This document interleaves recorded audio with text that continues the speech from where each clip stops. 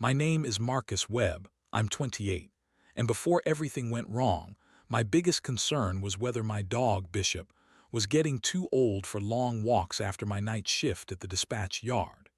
He's a big shepherd mix with a quiet temperament, a dog that doesn't bark without a reason, a dog that watches corners before entering a room, a dog that has never been skittish a single day in his life. Which is why the first night he growled at the doorway of my guest room, the one nobody goes into, the one I keep shut. I should have paid attention instead of brushing it off as some weird old dog behavior.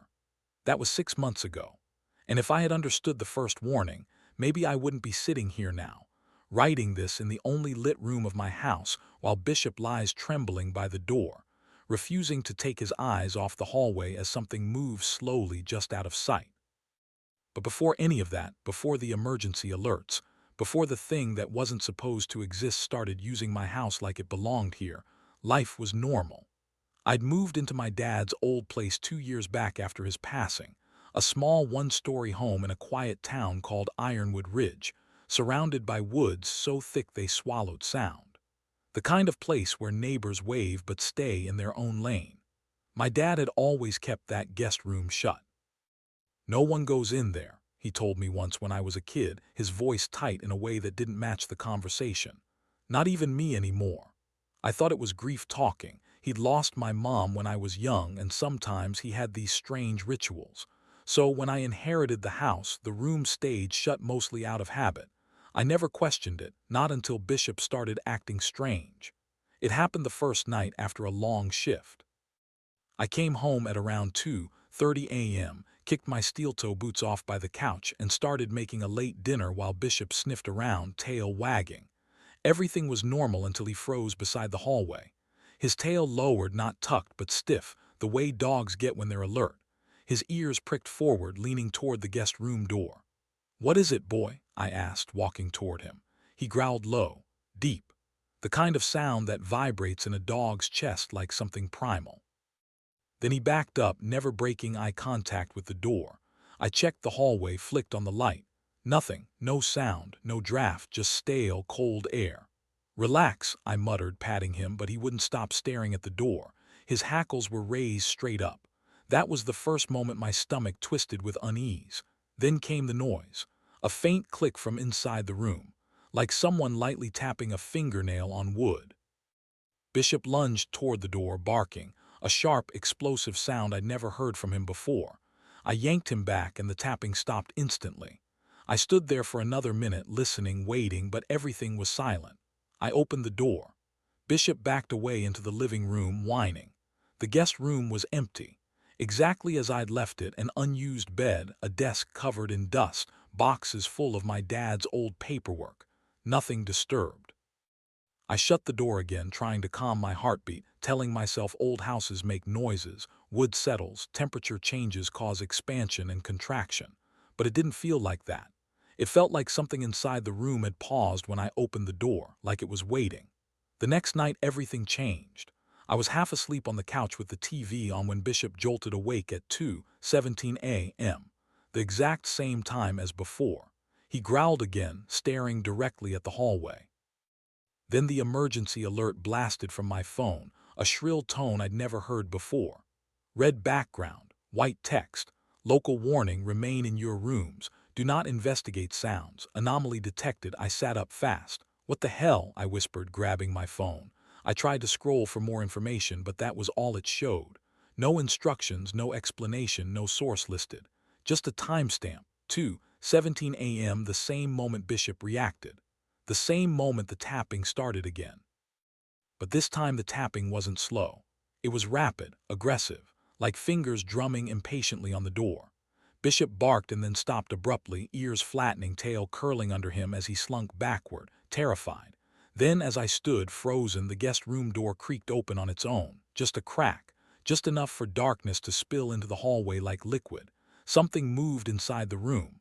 I didn't see it, not directly. It was more like the darkness shifted, folding in on itself.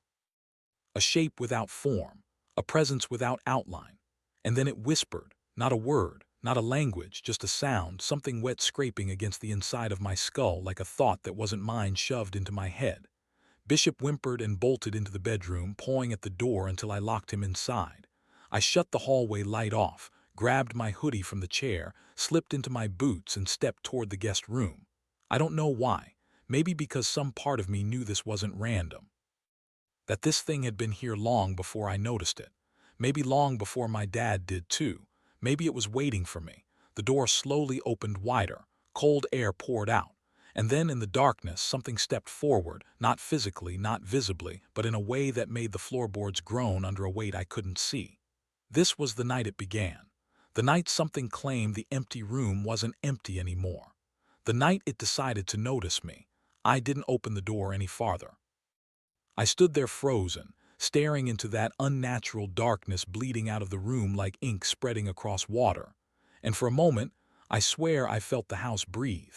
Not the creak of settling wood, not the hum of the heater, but an actual inhale, like something inside the walls had woken up and was taking its first curious breath after years of hunger.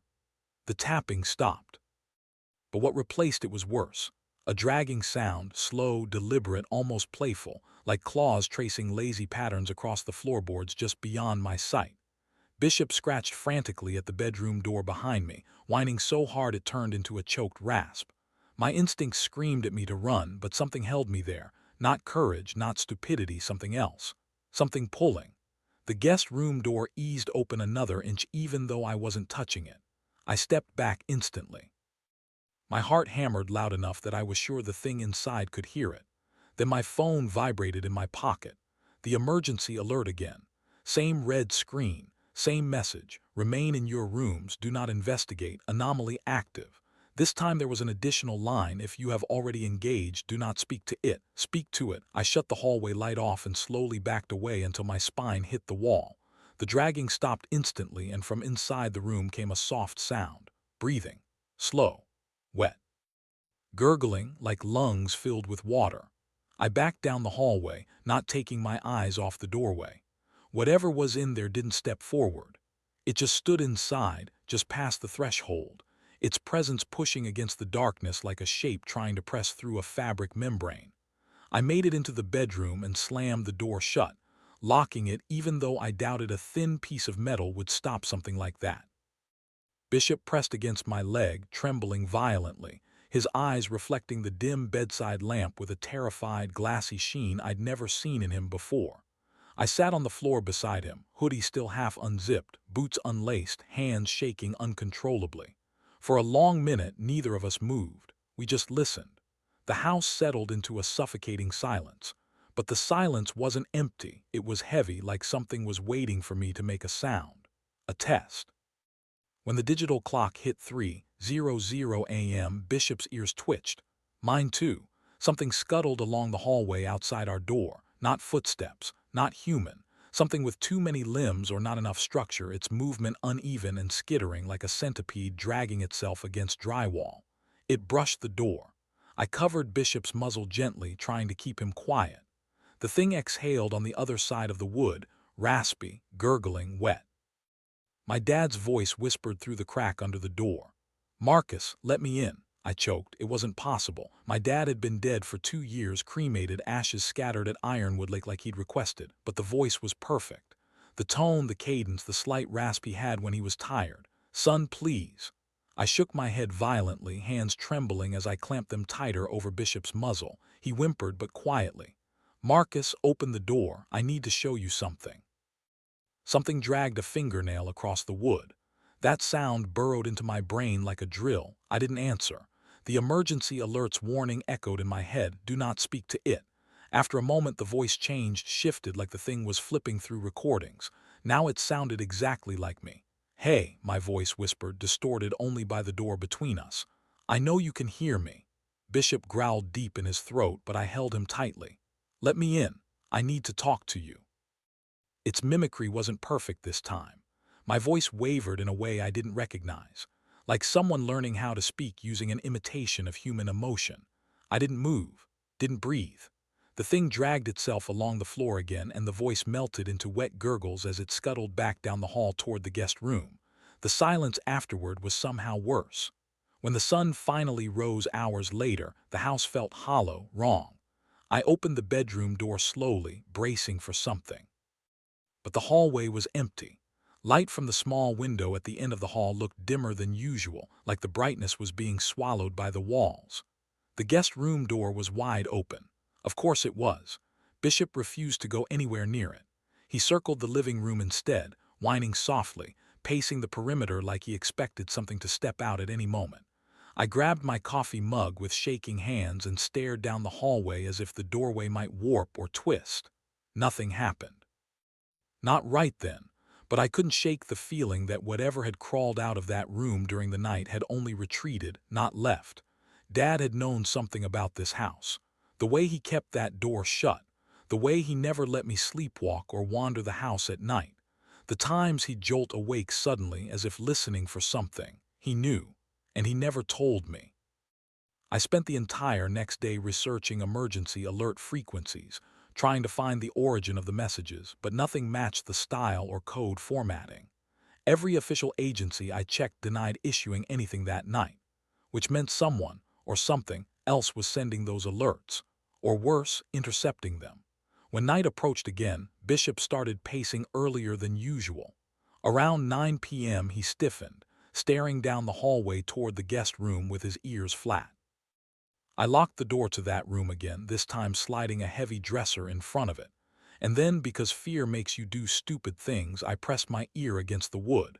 Something was breathing inside, and this time it wasn't waiting for the lights to go out. That was the night I realized the guest room wasn't just occupied. It was waking up, expanding, claiming space it didn't have before, and whatever lived inside it was growing bolder.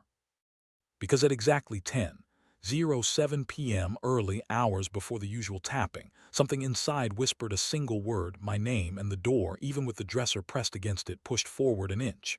It wanted out. I didn't go to work the next night. I called in sick with some half-muttered excuse about food poisoning, but the guy on the other end didn't sound surprised. He just said, "Lot of that going around in Ironwood Ridge lately," and told me to get some rest. Rest. Right.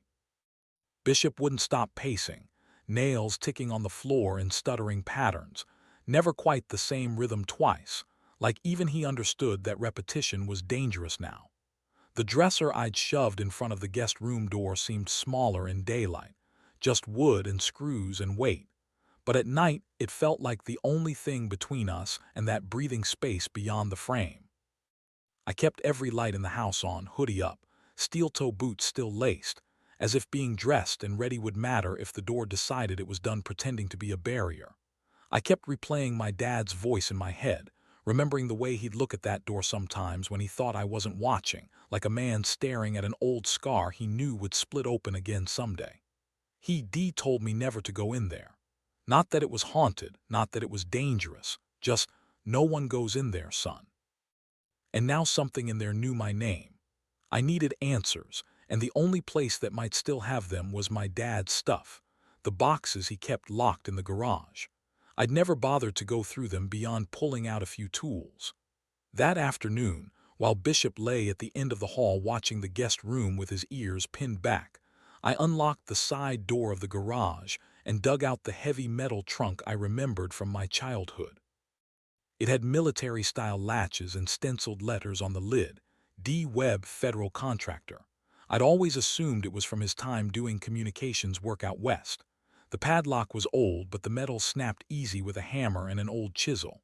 Inside were folders, dozens of them, all stamped with red blocks that weren't quite legible, like they'd been photocopied too many times or deliberately smudged. I flipped one open and felt my stomach drop. Project Echo Room, the header read. Subsurface audit, anomalous chamber behavior, residential structures. There were photos of unfinished basements, cross-sections of walls, graphs I barely understood showing vibration patterns. One grainy black and white picture made my skin crawl. A room just like my guest room, empty except for a dark dent in the far wall like someone had pressed a giant thumb into the drywall. The caption read, "Concavity formed overnight, no external impact." My hands shook as I turned pages. There were incident logs written in my dad's tight handwriting. Subject: dog displays fixation toward corner, vocalizes at 2:17 nightly, concavity deepens during dog's absence, Recommendation: do not remove animal from premises. Anomaly appears to use behavioral pattern as framework. Another entry: vocal mimicry recorded behind door. Voices of deceased relatives used. Recommended protocol: no engagement. Maintain bright lighting. Occupant relocation if mimicry persists beyond 72 hours. It wasn't just my house, it was a type, a category, anomalous rooms seeded or discovered that learned from whatever shared space with them. The more predictable the person or animal, the faster the thing inside developed. Dad hadn't just known about rooms like this, he'd worked on them. "Why did you bring this home?" I muttered, anger mixing with fear. Bishop whined softly from the hall. A loose sheet slipped from one folder and fell at my feet. I picked it up and saw my own address written by hand. Observation site transfer. Primary subject Canine Bishop. Secondary subject Marcus Webb. Risk tier elevated. My vision blurred for a second. He hadn't just known, he agreed. He'd let them use his own house as an observation site. And me as a secondary subject. A fresh alert tone snapped me out of the spiral. Not my phone this time. The battered old radio on the garage shelf crackled to life, even though I hadn't turned it on in months. Static gave way to a calm, flattened voice. Regional advisory: if domestic animals have engaged in repeated fixation with unoccupied rooms, do not attempt separation. Do not remove them from the property. Do not allow the subject to remain alone near the anomaly. Pattern anchoring in progress. I stared at the radio, then at Bishop. "Anchoring," I said out loud. "You're an anchor." He huffed once like he'd answer if he could. My stomach twisted again as the implications clicked into place. If the anomaly used my dog's behavior as a template, Bishop wasn't just warning me about it. He was holding it in place, giving it something repetitive to chew on so it didn't move on to refining me. If I took him away, if I rehomed him or ran, the thing in that room wouldn't stop. It would just focus on the only pattern left: mine. I went back inside, clutching the folder like a lifeline. The house felt different as the sun went down, like it was bracing. The guest room door remained shut, dresser pressed tight in front of it, but as dusk settled, that familiar pressure crept into the hallway, the sense of someone leaning close behind a wall, ear pressed to the plaster. At 9:47 p.m., much earlier than before, Bishop froze at the edge of the living room and stared. A low growl started in his chest. He didn't move closer to the guest room. He didn't retreat either. His body was a trembling line, muscles taut, eyes locked on the door as if his whole existence narrowed to that single thin barrier. The radio in the garage clicked on again by itself. The emergency alert on my phone chimed in my pocket. All channels, all sources, one message: anomaly phase advancing. Do not speak to it.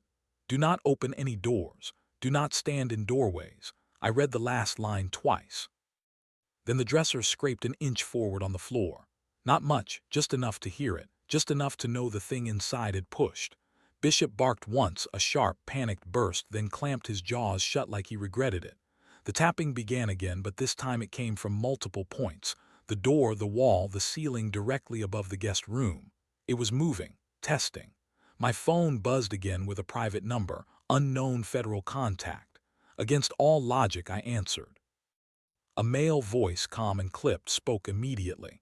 "Mr. Webb, this is Senior Agent Cole with the Structural Anomaly Response Unit. Do not confirm or deny anything verbally. If you can hear me, tap the phone twice." I did. "Good," he said. "You have approximately 20 minutes before the anomaly completes behavioral mapping. When that happens, it will no longer be restricted to the guest room. You will not survive proximity. We are en route, but you must hold it in pattern phase until we arrive. That means you cannot let it focus solely on you." I looked at Bishop. "The dog," Cole said, as if reading my thoughts. "It's already using him. An anchor slows expansion, but it also deepens the connection. If that room becomes empty of him or you, the anomaly will escalate." The tapping grew louder, faster, syncopated with my heartbeat. "How do I stop it?" I whispered before remembering he'd told me not to speak. The voice on the line paused. "You disrupt the pattern. You must keep moving in irregular ways. Do not pace. Do not rock. Do not repeat phrases. Do not stand in the same spot. Light every room. And whatever you do, do not, under any circumstances, respond if it uses your father's voice again." The line went dead. A second later, something on the other side of the guest room door laughed, and it sounded just like my dad. The laugh didn't sound human for more than a heartbeat. It started as my father's voice, warm, familiar, painfully accurate, and then it peeled open into something stretched too thin, like a recording dragged across broken tape, splintering into pitches no human throat could make. Bishop pressed against my leg, trembling so hard I felt the vibration through my jeans. I forced myself to keep moving, remembering Cole's warning. Don't repeat movements, don't stand still, don't give the anomaly a pattern it could map. I walked a jagged path around the living room, changing direction every few steps, stepping over the coffee table instead of going around it, tapping my boot once against a chair leg, then twice on the tile, anything to break predictability. The tapping from the guest room grew frantic, like the thing inside was pacing now, or mimicking pacing in a dozen uneven rhythms at once. It knew what I was doing. It didn't like it. The dresser slid another inch across the hardwood, slow enough to be deliberate. I grabbed the nearest lamp and flicked it off, then on again, then off, then on, irregular bursts of light flashing across the hallway. Bishop whined softly but stayed close, matching my movement with instinctive, jittery hesitation. The whole house felt tighter, like the air had thickened, like the walls themselves were pressing inward. And then the anomaly spoke again, not my dad this time, me. "Marcus," my voice hissed through the doorframe, but not from the door itself. It seeped from the plaster, crawling along the wall like a spreading stain. "Marcus, stop moving, you're hurting it." My stomach clenched. It was learning, adapting, understanding just enough about human emotion to manipulate. I kept moving, stepping sideways in a staggered rhythm. "Marcus," it repeated, softer now, almost pleading. "You're hurting me." That one hit harder than I'd like to admit because the cadence was perfect, my voice on nights when stress hollowed me out, when exhaustion won. It was the version of me I only heard in recordings, the version of me no one else should have had access to. My phone buzzed again. ETA 14 minutes, do not stop moving. If the anomaly achieves vocal sync, it will attempt lure behavior. Keep the anchor engaged. The anchor, Bishop. I swallowed hard and crouched, clapping my hands softly in irregular beats to pull him closer. His ears pricked and he nudged against my side, letting out a shaky little breath. He'd always been my shadow, my quiet companion, a dog who rarely barked unless something was truly wrong. And now his fear was the only thing keeping that thing in the room from expanding into the hall. The dresser thumped, hard. The sound echoed down the hallway like a shoulder slammed into it. Dust drifted from the ceiling. "Marcus," my voice whispered again, but this time it overlapped. 3 versions of me, one behind the other. One angry, one scared, one calm. "We can talk about this." A long, low groaning sound rippled behind the door as the wooden frame bowed inward like breath pushing against a rubber membrane. The lamp on the side table flickered violently without me touching it. Bishop's growl turned into a panicked bark, the same sharp, frightened sound he made on the first night. The anomaly reacted instantly. The tapping stopped, everything stopped. Silence fell over the hallway like a heavy curtain, and then something pressed its weight against the other side of the guest room door. Slow, purposeful, testing. The dresser scraped. The whole floor vibrated. I moved faster, circling chairs, stepping up onto the couch, stepping back down, shuffling sideways and forward and backward. Bishop mirrored me, startled but loyal. My hoodie stuck to the sweat on my back as the house seemed to breathe again, long inhalations that made the air sway. My phone buzzed. ETA 9 minutes, hold position. Do not let pattern stabilize. I didn't have the nerve to type back. The anomaly shifted tactics. "Son." My father's voice reverberated through the drywall, soft and exhausted, the exact voice he used the night he told me my mother wasn't coming home from the hospital. My throat tightened involuntarily. "Son, please," he said. "You don't need to be afraid. I never wanted this for you. I never wanted you to see it." I forced myself to step over a chair backward, nearly stumbling. "Marcus, I'm sorry." I squeezed my eyes shut, shaking my head violently. It wasn't him. It couldn't be him. But it knew what to imitate. It knew the exact combination of guilt and longing that would make my feet stop moving. Bishop barked again, short and sharp, snapping me out of the haze. I shuffled 3 steps right, 2 forward, 4 back, 1 left. My breathing hitched in painful bursts. The door frame groaned. The dresser lifted, tilted up as though pushed from beneath by multiple hands. Then it slammed back down, carving a deep crack across the floor. Bishop yelped and darted to my other side. Another message vibrated into my pocket. ETA 5 minutes, anchor response critical. Maintain dog-s line of sight. House darkened suddenly like shadows thickened in the corners. Something began sliding down the inside of the guest room door, a wet dragging like flesh against wood. And then a soft sound, sniffing at the crack beneath the door. It exhaled, wet and low. The lights flickered. "Marcus," my father's voice whispered. "We're so proud of you." I gritted my teeth. The thing shifted tone, instantly sensing the reaction. "Marcus," it whispered in my voice, cracked and vulnerable. "Help me, please, I'm stuck." The dresser jumped an inch. Bishop lunged forward, barking so violently he started coughing. The anomaly reacted with a guttural snarl, a layered, many-throated sound that vibrated the floorboards. The lights flashed red. Not normal red, this was emergency system red, the kind I'd only seen during training at dispatch for a full system alert. My phone pinged one final time. "We are at your door.